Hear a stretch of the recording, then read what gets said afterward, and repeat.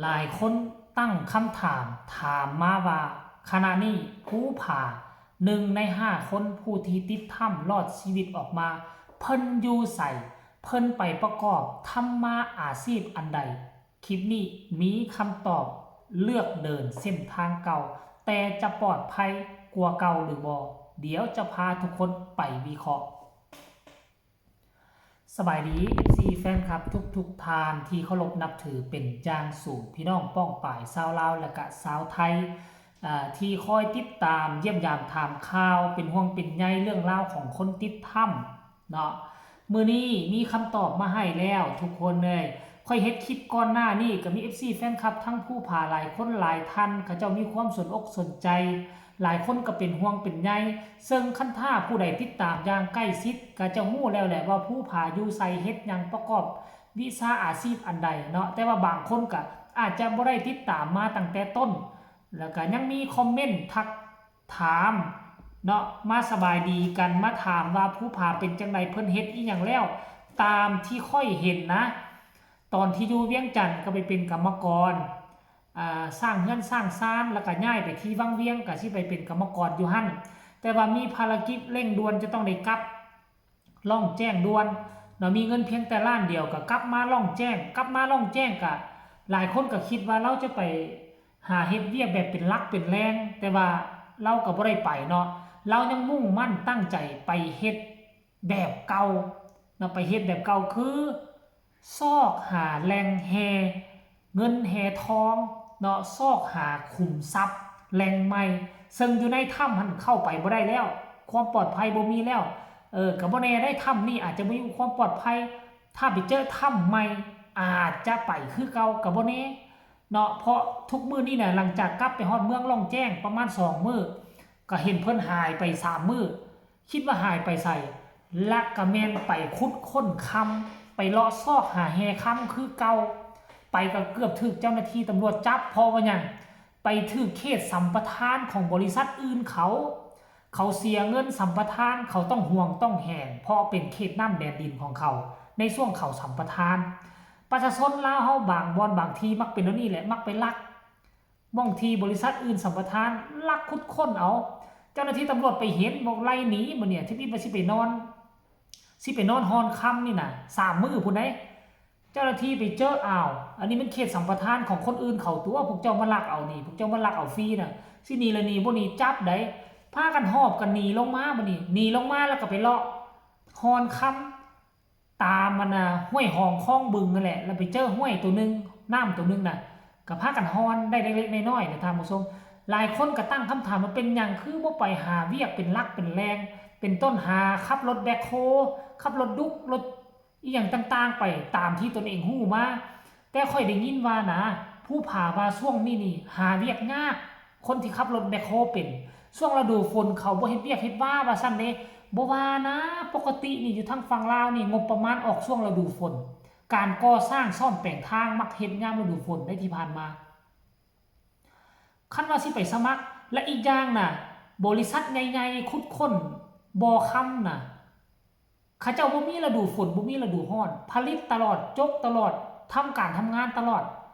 แต่เป็นหยังจึงบ่เห็นเพิ่นไปสมัครอันนึงค่อยตั้งข้อสังเกตแนวนี้เด้อคือปัจจุบันนี่ผู้ผ่านี่บ่มีเงินสต็อกบ่มีเงินสำรองแล้วคันสิไปหาเวียกที่เป็นเวียกกินเงินเดือนก็คืออยู่บ่รอดบ่แม่นว่าเฮาสิไปได้เวียกอยู่หม้องใดหม้องหนึ่งแล้วเฮาสิโอดเข้าเป็นเดือนแล้วรอทางเงินเดือนมันเป็นไปบ่ได้คนเฮามันต้องมีเงินสำรองซื้ออยู่ซื้อกินแต่ละมื้อแต่ละวันอันนี้อาจจะเป็นสาเหตุหลักที่เฮ็ดให้ผู้ผ่าบ่ไปหาเวียกเป็นหลักเป็นแรงกินเงินเดือนการที่ไปซอกหาฮอนค่ำคือเก่านี่มันง่ายเด้คันไปมื้อนี้อย่างน้อยๆก็ได้4 5 แสนมันก็ได้เงินมากินจุนเจือไปแต่ละมื้อไปเด้ซึ่งมันแตกต่างจากคนที่มีครอบครัวที่มีต้นทุนพ่อแม่อาจจะเอาเงินออกให้ก่อนช่วงเดือนแรกได้เงินเดือนมาเอามาแทนเดือนต่อๆไปก็ใช้เงินเดือนตัวนั้นไปติ๊กๆมูลกันไปมันแตกต่างกันไหนครอบครัวผู้ที่มีพื้นฐานกับครอบครัวบ่มีพื้นฐานนี่แตกต่างกันก็ขอให้ทุกคนเข้าใจผู้ผ่าแต่ว่าสิ่งที่ค่อยวิเคราะห์มาเนี่ยอาจจะผิดอาจจะถูกเนาะก็บ่แน่ใจคือกันแต่ค่อยมาเบิ่งแล้วน่าจะเป็นแบบนี้ การที่เรามาเวียงจันทน์เราเลือกไปเป็นกรรมกรนี่เป็นเงินกินเงินมื้อนี่มื้อละ200,000นี่มื้อละ200,000เลย1,000 บาทก็คือ600,000ปลายเราได้200,000นี่ประมาณ300-400 บาทอยู่พี่ประมาณ300กว่าๆได้เดี๋ยวนี้นะ200,000 บางบอนก็300,000ไล่ตีกลมๆประมาณ300-400 บาทแล้วเด้บ่ได้ต่ำอะไรอยู่ทั้งฝั่งลาวแม้กระทั่งไปดำหน้าทุกมื้อนี่ก็250,000 250,000มันก็300กว่าแล้วเด้ถือว่าบ่ต่ำแล้วค่าจ้างอยู่ในลาวปัจจุบันนี่เฮ็ดอันนี้แล้วมันจ่ายเป็นมื้อเด้ไปเป็นกรรมกรปุ๊บตกตอนแรกมาเขาก็จ่ายเงินให้เจ้า200,000-300,000ผู้ใดเป็นกรรมกรบ่ล็อกตอกแตกก็200,000ผู้ใดเป็น